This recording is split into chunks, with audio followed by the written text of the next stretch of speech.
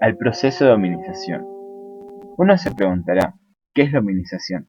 ¿A qué le suena la palabra hominización? En el siguiente video trataremos de explicar brevemente en qué consiste el proceso de hominización. Caminar de forma erguida, usar las manos para escribir o manipular objetos, tener un cerebro relativamente grande en comparación a otras especies, nos pueden parecer cosas muy naturales, pero debemos tener en cuenta de que cada uno de estos rasgos evolutivos tardó millones de años en desarrollarse. El ser humano actual es el resultado de un lento proceso evolutivo, durante el cual fue adquiriendo los rasgos que lo definen como tal. Antes de meternos de lleno en el proceso de hominización, debemos hacernos una idea del contexto en el cual este ocurre.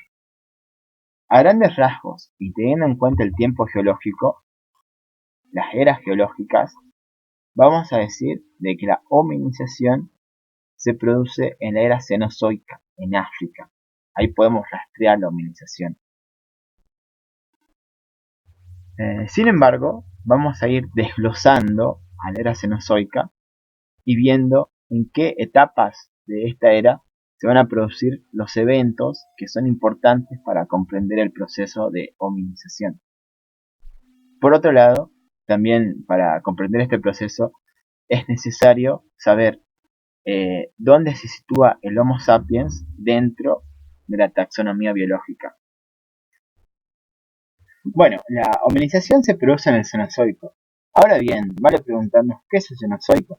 Eh, a grandes rasgos podemos decir que la historia de la Tierra ha sido dividida en diferentes eras. Cada era se caracteriza por la predominancia de formas de vidas particulares. A su vez, estas eras están divididas en periodos y estos periodos están divididos en etapas. El Cenozoico comienza hace unos 65 millones de años y es la era en la cual nos encontramos actualmente. Bueno, ¿qué más podemos decir del Cenozoico? Una cosa podría ser que al inicio del Cenozoico los continentes estaban mucho más próximos entre sí, pero debido a la deriva continental, estos se van a ir alejando hasta llegar a tener la posición que hoy tienen actualmente. Por otra parte, y a nivel climático, se ha registrado de que el Cenozoico ha sido una era, en términos muy generales, de enfriamiento a largo plazo. Sin embargo, durante el periodo conocido como, durante la etapa en realidad del Mioceno, se produjo un aumento de la temperatura. Debemos tener en cuenta este aumento de la temperatura, ya que incidió directamente en la configuración de distintos ecosistemas, creando por ejemplo bosques tropicales en África. Veremos que los primeros homínidos se van a desarrollar en este medio boscoso. Y también vamos a ver que los cambios climáticos venideros, donde se pasa de una época de temperaturas medianamente altas a temperaturas más frías, va a incidir directamente en nuestra evolución. Bueno, con respecto al Cenozoico y sus divisiones, podemos decir que los geólogos han dividido esta era en tres grandes periodos y que estos periodos a su vez han sido divididos en diferentes etapas o épocas. Cada etapa tiene una cronología que abarca determinado tiempo, rango temporal. Yo en este cuadro he incluido a la etapa del Antropoceno. Eh, vale decir de que esta época ha sido propuesta solamente por algunos científicos, definitivamente no por todos, y que bueno, como curiosidad podemos decir que ha sido propuesta por primera vez por un químico, Paul Crutzen, ganador del premio Nobel, pero más allá de quién la propuso, podemos decir que no existe un consenso para incluir a esta época dentro del cuaternario. Esto es muy importante, que no es una época que ha sido consensuada dentro del ambiente científico. Hoy en día se discute el uso de esta época para incluir en el cuaternario. Eh, esta época posiblemente ya haya iniciado cuando empieza la revolución industrial y el antropoceno puede definirse como la época en donde el comportamiento de la especie humana, del hombre, la mujer, empieza a crear las condiciones para crear cambios climáticos globales. La inclusión de Esta época dentro del cuaternario la he hecho con el fin de alertar de los peligros de la contaminación y de la importancia del cuidado del medio ambiente. Es una inclusión totalmente subjetiva, pero bueno, tenía que hacer, sí.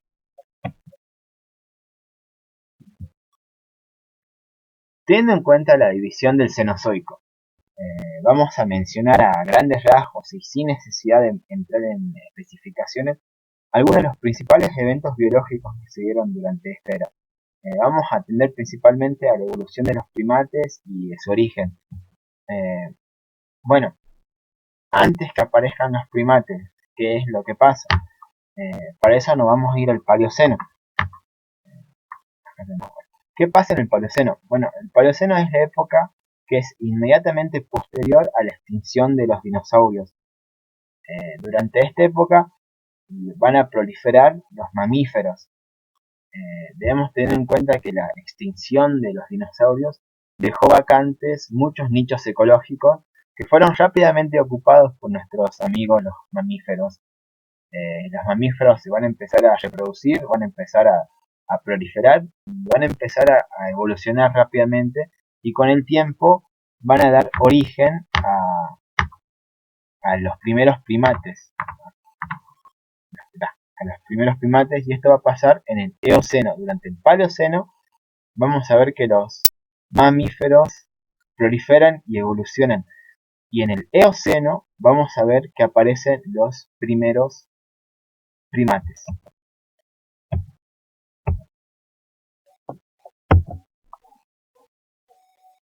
El orden de los primates incluye a más de 200 especies. El Homo sapiens es parte de este orden de los primates. Este orden posiblemente haya surgido en el Eoceno. ¿Qué pasó en la época posterior, el Oligoceno? Bueno, durante el Oligoceno los primates se van a ir diversificando y evolucionando en distintas formas. Vamos a dar un salto en el tiempo hacia el Mioceno, hacia mediados del Mioceno, y como hecho destacable podemos decir que surge la familia Hominidae. Es importante destacar que el ancestro en común entre los grandes simios, gorilas, orangutanes, chimpancés y el ser humano habría surgido a mediados de esta etapa.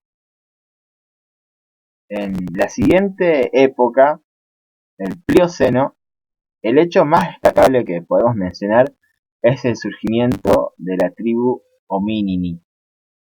Ya vamos a ver con más detalle qué es la tribu Hominini. Y por último, en el Pleistoceno van a surgir los primeros Homo, va a surgir el género Homo. Este hecho, el surgimiento del género Homo, es muy importante para el estudio de la prehistoria. Bueno, teniendo en cuenta este marco cronológico y los principales eventos que se dan durante la era cenozoica, vamos a ver otra cosa importante que es dónde se ubica el Homo sapiens dentro de la taxonomía biológica. Lo primero que podemos decir es que el Homo sapiens pertenece al orden de los primates. Por otra parte, también pertenece a la familia Hominidae. Uno se preguntará, bueno, ¿qué abarca la familia Hominidae o la familia de los homínidos? Y acá hay dos cosas que hay que tener en cuenta. Primero, ¿qué es lo que incluye? Esta familia incluye 4 géneros y 8 especies vivientes, entre las cuales se hallan los humanos, orangutanes, chimpancés, bonobos y sus antecesores. La familia de los homínidos va a englobar a estas especies actuales y sus ancestros en común. Estos ancestros en común posiblemente hayan existido ya en el Mioceno.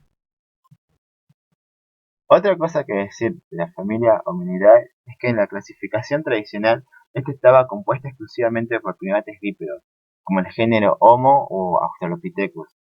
Es decir, en la literatura especializada era común que nosotros nos encontremos con el concepto de homínido para referirnos a los primates bípedos.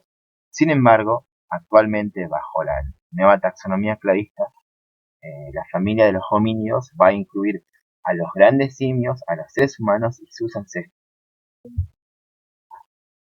Pertenecemos también a la tribu Hominini. Este clado es más reducido y solo involucra al género Pan, chimpancé y bonobo, y el género Homo. Los seres humanos procedemos de un ancestro primate, pero no procedemos de ninguna especie que se encuentre actualmente viva. Los estudios de ADN molecular han calculado que la divergencia entre el género Pan y el género Homo se produjo hace unos 7,5 millones de años. A la rama de los humanos y sus antepasados se los conoce como homininos. Lo que diferencia a los homininos del resto de los primates es su postura bípeda. Vamos a ver que este rasgo es muy importante. Por otra parte, el ser humano pertenece al género Homo y a la especie Sapiens. Ahora que sabemos dónde se ubica el Homo sapiens dentro de la taxonomía biológica, podemos decir que somos primates, somos homínidos y somos homininos. Vamos a ver cuáles son las características que definen los primates y que están presentes en este orden y también en nosotros. Una de las principales características es la alta movilidad de los hombros. Otra es la pentadactilia. Otra es que nuestros dedos están provistos de uñas planas en lugar de garras. Por otra parte, también nosotros compartimos con los primates una visión estereoscópica. La visión estereoscópica nos permite ver en 3 dimensiones y básicamente les habría permitido a nuestros ancestros primates poder desplazarse por las ramas. Como curiosidad, podemos decir que el término primate fue definido por primera vez por Linneo y hacía alusión a los primeros. Los primeros en la lista, él veía que había ciertas similitudes entre los grandes simios y nosotros. A Linneo le debemos el haber desarrollado un sistema de clasificación universal que permite a distintos científicos, independientemente de su lenguaje, poder referirse a ciertos organismos de una forma consensuada.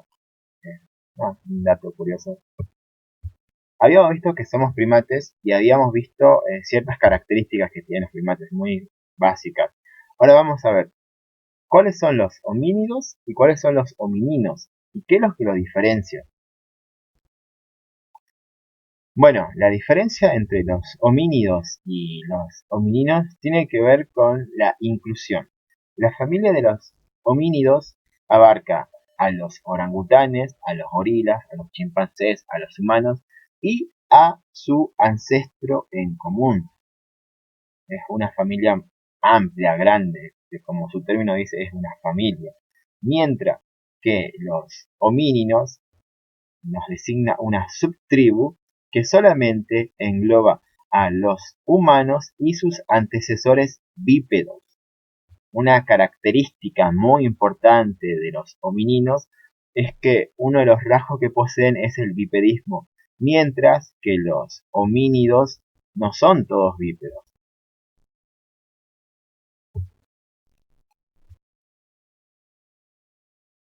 Los homininos. ¿Qué es lo que caracteriza a los homininos? Habíamos dicho que la postura bípeda es muy importante.